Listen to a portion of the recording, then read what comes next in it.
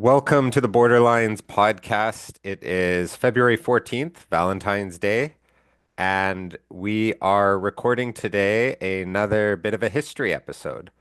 And today's topic is about the resettlement of primarily Vietnamese refugees during the 1970s, people who are often colloquially referred to as the boat people.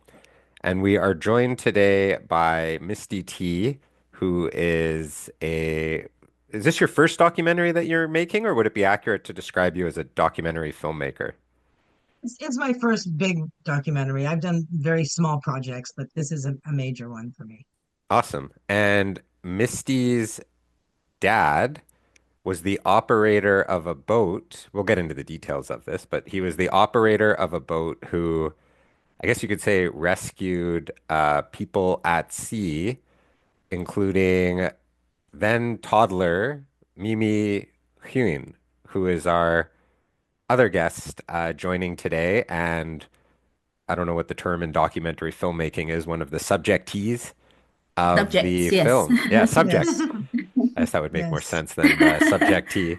Yeah. Thank you both for coming on. I think this is going to be a very interesting episode. Those who follow the podcast will know that I am very into history Mm. and the history of Canadian immigration. And as I was telling Misty before we started recording, I was familiar with, the term Vietnamese boat people and was somewhat, the way that I had understood it was after the Vietnam War and during the Vietnam War, well, towards the end of it, people fled Vietnam by boat and many arrived in Canada. And it was the start of the private refugee sponsorship program. I had no idea the scale of it.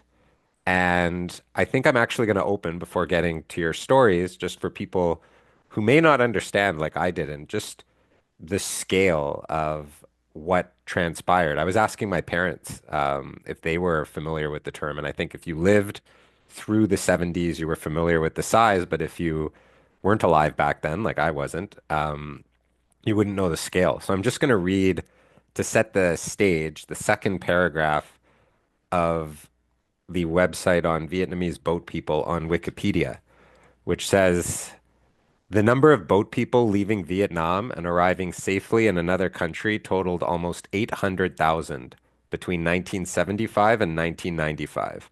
Many of the refugees failed to survive the passage, facing danger from pirates, overcrowded boats, and storms.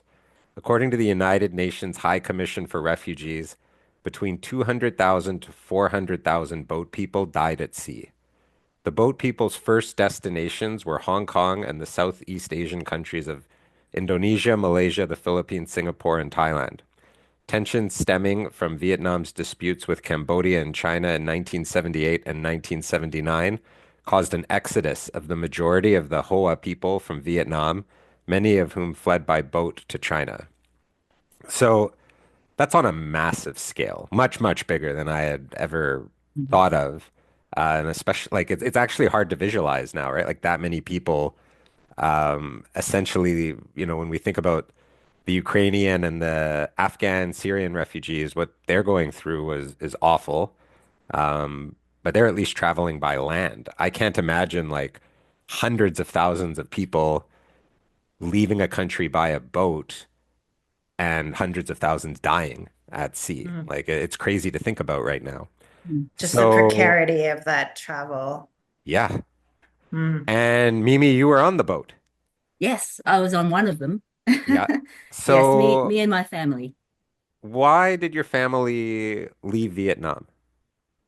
That's a really good question. That's something that we've only recently, strangely, have dug into. It it's a part of our history we just didn't really think about. We were resettled in Australia and we just got on with life and didn't really talk about what happened that much with the family.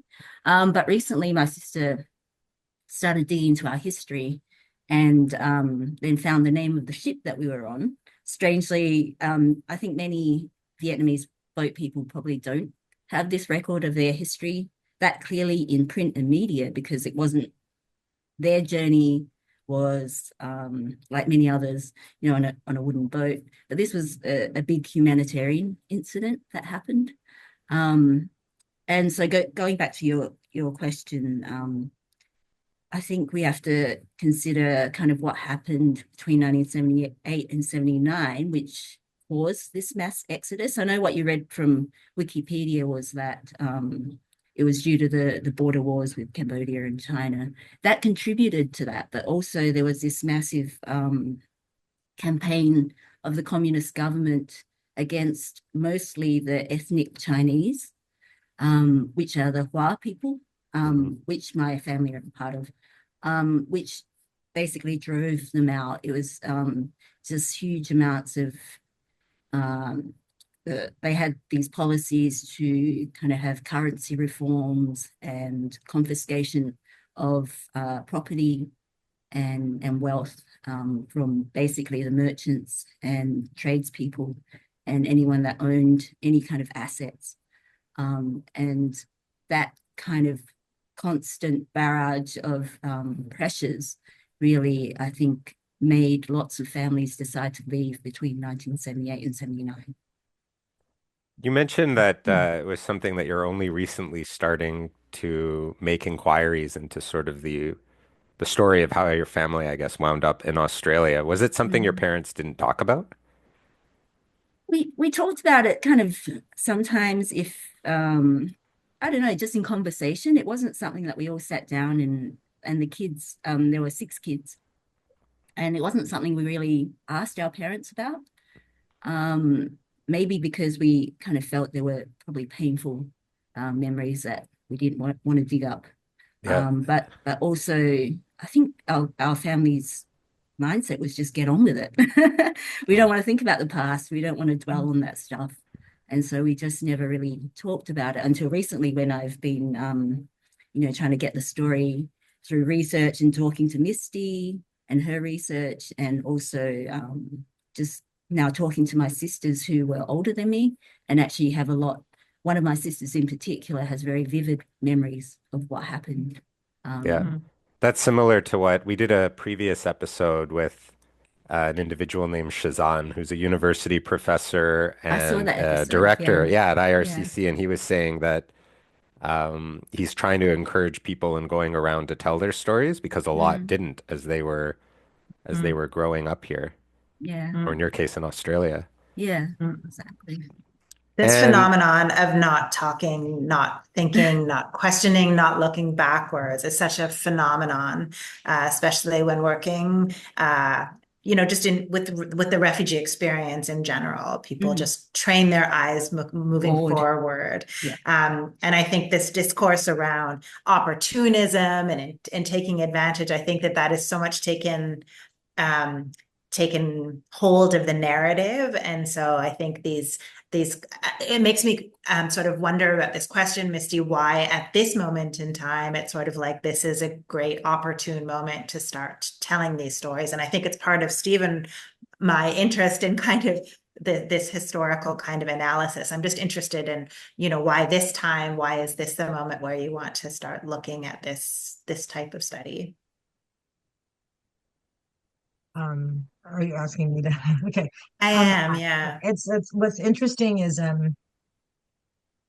I've been wanting to tell the story for a long time. My dad passed away in 2009. This was something that he never got over, really. Before he died, he gave me a pile of papers, and he said, this is the story. I want you to make sure that people know about this story. All the letters are here. The UN should have given us money for this. They didn't. He has letters to the UN, and he was really passionate about making sure. I don't know if he thought justice could be served, but he was just passionate about making sure that people knew what happened. And I had no idea the depth of the story. To me, it was just like, oh, these people from a war-torn country had to leave, and then they got on my dad's ship, and of course, he wanted them rescued. And his big his big thing was why none of the countries were accepting these people and how unhumanitarian that was. And I think one of his letters, he says something like, "Is there no decency in this world anymore?" He was just so disheartened.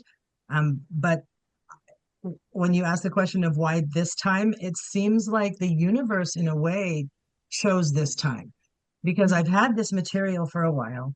On and off, I've been researching. Mimi and I connected 8 years ago. And then all of a sudden, something happened in a series of circumstances. And then my husband found an email and he handed me a paper and said, "Hey, this looks important." And it was an 8-year-old piece of paper. And when I saw it, it was the email that Mimi and I had exchanged 8 years ago. And I said, "Oh my gosh, I forgot about this. I have to email her right now." And then once I emailed her and we started talking, the universe decided to greenlight this project. And I called my other co-producer and editor. I'm like, "Do you know we've been greenlit? We don't even know by who, but we're working on this now, and it's going to happen." So why don't we bring your Um, dad's story to life? I mentioned that he was on a boat that found or rescued Mimi's family. First of all, where was he from and what was he doing there? well, my father was the ship owner and the one who leased the ship for cargo. And he was a ship owner who lived and worked in Hong Kong. He was born and raised in the Philippines, but he's ethnically Chinese. My grandfather's also was in shipping at the turn of the century. My grandfather's from Amoy, China, and I guess that's Fujian now. Um, but they came from a Chinese shipping family. But my dad was born and raised in the Philippines and essentially identified as a Filipino, but just a Chinese Filipino. He went to De La Salle High School, and he was actually the first Asian person accepted at Georgetown University Hmm. in the United States, but his father wouldn't let him go. And there's a whole story about that. So he was really, born and raised into shipping. When he married my mom is mixed race. That was a big problem for the family. So then he and my grandfather split in their business. My dad left my grandfather's company and started his own shipping company in Hong Kong in the 60s. And then that's how my dad ended up doing shipping in Hong Kong in the 60s. And he still worked with his father, but he really was constantly trying to separate from him. But he had finally had his own shipping company. And through the 60s and 70s, I was living in the United States. I had moved here when I was about 6. And my dad supported us in the United States, which I realize now how much harder that was for him to support a United States family from a Hong Kong Yeah. salary because it Hmm. was 50 to 1, I think, the currency exchange. So I just had no concept of any of that. So he was doing his shipping business and he had leased this ship with a business partner and they were shipping cargo. And I I'm just discovering so many things about the story, but they were shipping cargo. And then in right before Christmas, he received a cable from and I'm not sure the terms in the shipping companies, but there was a company that was also managing the cargo for my dad. And so it was called Wong Fook Company. So they sent him a cable that said, "Hey, we have rescued the ship's captain has sent us a cable and said that they've rescued Vietnamese refugees at sea, and we need your advice as to what to do." And my dad was in his office in Hong Kong, probably getting ready to send me Christmas money or something. And, he was just doing his own business, and it was a shock. I'm sure now that I read the cable, I was trying to imagine what he went through when he read that cable. Like Hmm. what an unbelievable cable to receive that this ship that is delivering green beans, rice, and rubber tires to Indonesia has picked up, human passengers that the ship was only equipped to deal with about 20 crew members, and there was only like I think 2 bathrooms on the ship. So he just could not believe this crisis. Um, so then he cabled the ship then he was starting to communicate by cable to the ship. And the ship, I think, was in the process of leaving Indonesia to go to Brunei. And then my dad kept advising them, okay, try to go to the port of Brunei, go to the port of Malaysia. Where can you go? The cargo has destinations in Bangkok, Indonesia, and I think Bangkok and Singapore, somewhere else. I think there was one more stop in Malaysia, and then it was supposed to go back to Hong Kong. So the ship And was there were how leaving many Hong Kong. passengers aboard the ship at this time? Oh, when the ship left Hong Kong, there was 17. There was a captain and 16 crew members. Okay. And then when they got near the Vietnamese area, the waters near Brunei, I believe the way it happened is first they picked up 200 people, I believe. I'm just going through all my notes, but then after that, another wave of people got on the ship, and according to the captain, some of the people were um, there was people who were armed. There were pirates, and they told the captain, "You have to accept these people, or else we'll shoot you." So the captain, of course, wanted to accept everyone, but he, knew that he could not accept that many people onto the ship.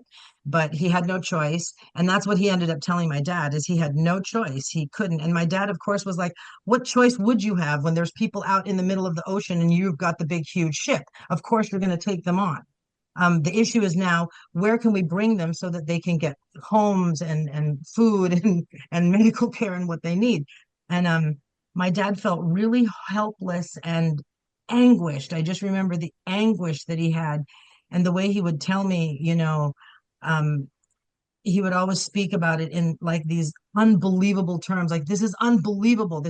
I can't even imagine that this is happening. Um, the and this is something interesting is the ship ended up going to the Philippines around the 28th of December. And my dad grew up in the Philippines, so he knew everyone. That's his home. So he knew everyone in North Harbor, which is a really tough harbor, according to him, to get around if you're not a local. So he was a local there. So he said, bring the ship there. I have a lot of friends there. They'll deal. Plus, my dad was, he grew up in the era of Ninoy Aquino and Marcos, and he went to school with some of these people. So, he knew Aquino was his friend. But that was the other issue is because my dad was more of a friend of Aquino's. Marcos was the president at the time. My cousin told Mhm. me there was no way they were going to help your dad because he was not one of Marcos's cronies. And I didn't even think about that, because my dad was calling everyone he knew, It's an all of insane his friends. obligation to like put on your dad, right? Like this, he's rescued or his boat has rescued a bunch of people at sea. He's not a country, so he obviously can't just be like, I'm going to take them in. And no country is willing to take. It's where, what does he do at that point? Like it's really to put It yourself in his shoes. And I guess you've got all these letters where he's writing about the dilemma. just Meanwhile, the anguish, people on the boat are absolutely. going, place to place. And that's what he said. He goes, there are children on this boat. He kept saying that, which I mean, I was 16 at the time, and now I'm talking with Mimi and her sisters, and Mimi's sister and I were almost the same age. And to think about, he kept saying that there's children on this boat. I can't believe that these people aren't. And he was really shocked that the Philippines didn't take them because that's his home. He's like, come on, this is where I live. They've got to take these people. Um, And he then he I guess fought if you so just hard. ignore that, you're at risk of being what, a smuggler? Like there's, Well, and that's what later on, now that I've done some research, that's what some of the people were saying. Oh, these people are smuggling, it's human cargo. But my dad completely would never get involved in something like that. And also, something really interesting that the ship went into the Philippine to Manila Harbor, Manila Bay actually, December 28th, and by January 5th, his insurance company canceled the insurance on the ship, and anything that he could have done with insurance money to either get reparations, help the people, get another ship, just giving him money to do something. They canceled the insurance, and then in the cancellation letter, they said, "Oh, and by the way, you still owe us 85,000 for part of the premium you paid." of the insurance policy that we're canceling right now. So could you just send us that 85,000? It's like, what do you mean? Are you kidding? So all of this is just in like the unbelievable file. Um, How many it was incidents did his company go through where they were encountering people? This was the only one. This was the only I one. mean, this was the only ship he had. This was the only time it happened. My dad had a bunch of ships. He was also a broker. I know he helped Taiwan buy a ship from Australia. It was a story he kept telling me. He's like, yeah, I'm working with the Taiwanese government. They're sending me to Australia to look at a ship and assess it. And they gave me the money. I'm gonna buy it for them because I think it's a good ship. So he did things like that. But he did have several of these cargo ships. This one he had leased. I even have the documents where he leased it with a business partner. And I don't know who this business partner was. And everything's in Chinese, so I'm gonna have some people look at the documents so that they can translate them. Um, but he was just in the cargo business. He was also a refloater. He would refloat sunken barges and things like that. He did that when he was younger in the Philippines. Yeah. So he was really he had his favorite tugboat. He was really like into shipping, and that was his whole life. So, but this was the only ship that encountered the Vietnam refugees, and it was a problem that really plagued him for those years and even after, because even after he kept trying to recover some expenses from the UN, and the UN refused to recover. And they said in their letter to him, they said, "Well, your rescue at sea falls outside of our scope of I guess reimbursement for rescue at sea Yeah. for something like that." And then, I So mean, it how, leads to a huge Canadian response and the birth actually of the private refugee sponsorship program. I believe, I mean, I think Canada wound up taking over an extended period, over 100,000 refugees from Indochina. But the initial scale of the private sponsorship refugee program and the specific resettlement in 1979 and 1980 was 60,000, which is 10 times what the Wow. Ugandan resettlement and when Idi Amin expelled the Indians, the South Asian residents of Uganda. This was 10 times that and a much more nationwide effort of a real response. And in 2015, Canada did actually the same target for Syrian refugees. And so if you picture what that sentiment felt like at the time, and actually the country really embraced the Syrian refugee resettlement for the most part, I'd say, and that was 60,000. Adjusting for population, it would have had to have been, I believe when I did the numbers, between 90,000 to 120 to be of the same scale of just the start of the private sponsorship program in Canada. Wow. hmm. Wow. That is amazing. I don't think I said in the beginning when I was doing talking about my dad's story, his name is Robert Ty, and he worked with his father Antonio Ty. But yeah, my father Robert Ty was the owner of Thai Roll Steamship Company Limited in Hong Kong. That Mm. was the name of his company. So how many people ended up on his boat, and for what period of time were they there? I believe there was a little over 2,300, maybe Oh, 2,318, something like that. There's a number. They'll have to write a song about it, like in a musical. Mhm. But I think it's 2,318. And I believe the longest people that were on the boat, which I believe was Mimi's family, was 9 months Wow. on a boat that was supposed That to was anchored only in the bay, but there was a anchored in month Manila Bay. journey before that, after leaving Vietnam. Hmm.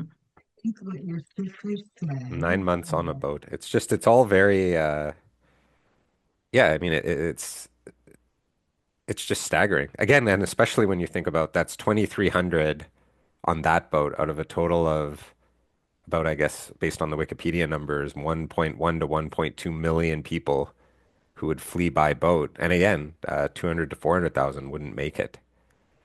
And this is a boat that was provisioned for a crew of 17 or Yeah, a 18. ship. Yes, My dad, exactly. I can hear my dad from heaven going, "It's a ship, honey, it's a ship." Right, right. Yes, it was a ship that was commissioned. There was 17 crew members, including the captain. And Mimi's sister said that they were 8 months on the ship and then 3 months in Manila for a processing center, and then 6 months on the island. But yeah, the crew on the ship was 17. The captain and the crew were prosecuted in the Philippines for bringing illegal immigrants. They had to go through a court battle, but they won. So they were acquitted, and but they did charge the captain like $1 million for each, like 500, I think 5,000 for each refugee or something, which was the Wow, most ridiculous thing. And so of course my dad had to get lawyers for that. Um, wow, but wow. yeah, it's crazy that they would charge the captain and the crew for Yeah. bringing people in. And And so Mimi, me, you were how old when this whole thing occurred? I might have missed So that at the beginning. no, I don't think we covered that yet. So I was 2 when we left Vietnam on a boat. And then obviously by the time we went to Australia, after all the being on the ship and the processing time and then being in Manila in the refugee camp, I was about 4. Hmm. And your sister was older or younger? Yes, she's older. I was the youngest at 2, Hmm. and my eldest sister at the time was 17. So there were 6 kids Wow. in that age range. Hmm. Um, And do you have distinct memories of this period of time, or is it all super, super hazy? I actually don't. So a lot of the stories are from my sisters who obviously have a very vivid memory of what happened being in their teens. That was like a really kind of traumatic, defining time for them. And so, but the strange thing about my memories are their smells. So there's Hmm. Mhm. certain smells that just trigger something. And Hmm. the first time a couple of these things happened, I just kind of was stunned. And I'm like, where do I remember that smell from? Like it's just such a Hmm. distinctive smell. And talking with my sisters, we actually realized it's during that time something happened. And that smell kind of conjures up images for me. Whereas for my elder sisters, they've got more visual memories living through that, whereas the smells aren't as important. You Yeah, for mentioned that your sure. sister was trying to like kind of led the initiative to discover her past. Mhm. You haven't explicitly said if your father's still alive or not, but Yes, my father is my mum passed away a few years ago. okay, yeah. Yeah, So how and is they're your, all in Australia. they're all in Australia? Yes, yeah. How is your sister, what is your sister doing to try to discover her past? Like how is she able, like, does she use 23andMe to reach out to people or like what's the actual process of trying to discover one's past? So back in 2017, when my sister sent me this email, and that's when it triggered me to contact Misty. So my sister sent out an email just saying, "So did you know that we were on this ship called the Tung An?"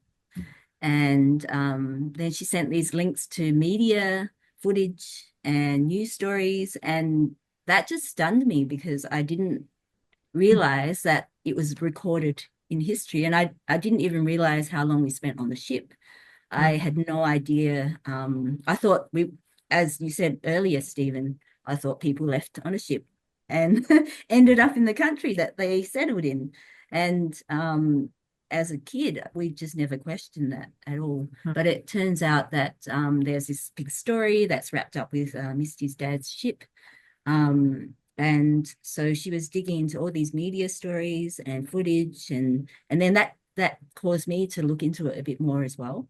And I started just Googling Tung An refugees and then finding all this information out about the humanitarian crisis Hmm. that happened with these particular large ships that were carrying Yep. that were rescued from the sea. Hmm. Yeah, I find it really super fascinating how fascinating and tragic how trauma gets metabolized in families and particularly in children. And I think that the way that, international law and the best interest of the child doctrine kind of gets processed, and this idea of the resilience of children and how, children, oh, they recover from things. But I think that there's a lack of understanding of, even though you may not have memories, there's these things still show up. And I think Yeah. that the way, like how we started the whole conversation, that people do not talk and they don't talk, that doesn't mean it's not there. The impacts are Mm. very clear and very vivid. The lack of talking is a survival mechanism, and that sometimes people do need to retrace some of those histories just to kind of make sense of their experience. Exactly. And that families trying to now cobble together these histories as a way of trying to actually move beyond survival and Mm. into whatever comes next. But that these stories, they get eviscerated, but yeah, this yeah, I think that we talk about best interests of the child and we talk about the impacts of trauma, but I think we're only just really starting to understand that, like, those smells, those traces of things, they're so hugely impactful, and that the Yeah. absence doesn't mean there's an actual absence. Did everyone from your family wind up in Australia, or Yes. were people dispersed? No, so my immediate we had cousins that ended up in the US and some in France. And was But that by my choice or just different people were relocated to different? no, it was really interesting because as Misty said, the Philippines wasn't accepting any more refugees. It was completely full at this stage. Mm, All the refugee camps were completely full. And so they were scared that more ships, if they accepted us ashore, that more ships would arrive. So they thought taking a hard stance and saying we're not going to accept you, that might stop the flow of refugees, which seems silly, but that's what they thought at the time.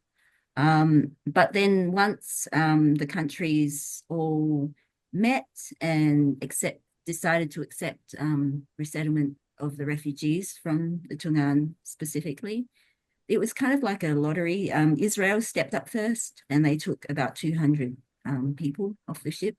But then the following countries, it was just pretty much like a lottery. And we could have ended up in the US, we could have ended up in Canada. But my parents did specify they wanted to go to either the US or Australia. And so I think if you could hold on long enough, it was kind of like my family understood that, we want to end up somewhere where it's going to be a place where they could raise their children mm, and that we get a good education and freedom. Yeah. When you So learn, like, I think the more you learn sort of about that incident and your family's history, does it change how you view yourself, or does it change it? Because, like, when I did a semester of school in Budapest, my final semester of law school, and there were a few people there who grew up in Eastern Europe who told me that, like, when they turned 20 or 25, their parents who had grown up, in behind the Iron Curtain pulled them aside and said, just so you know, you're actually Jewish, but we've never told anyone because of what we went through. And they would talk about how they had to process that and how it would kind of change how they viewed things or themselves. As you learn more and more, does it change anything about how you view yourself or your family or I think it's an acceptance of your refugee background. I think as a young kid growing up in Australia, of course we encountered things like racism, that kind of thing. We were just coming out of the White Australia policy in Australia, and I think very similar to Canada, they were probably on Mhm. parallels in kind of accepting people that weren't white or from Europe Yeah, it was at only that after World stage. War II that Canada really opened up to anyone, even not just white, beyond kind of British, American,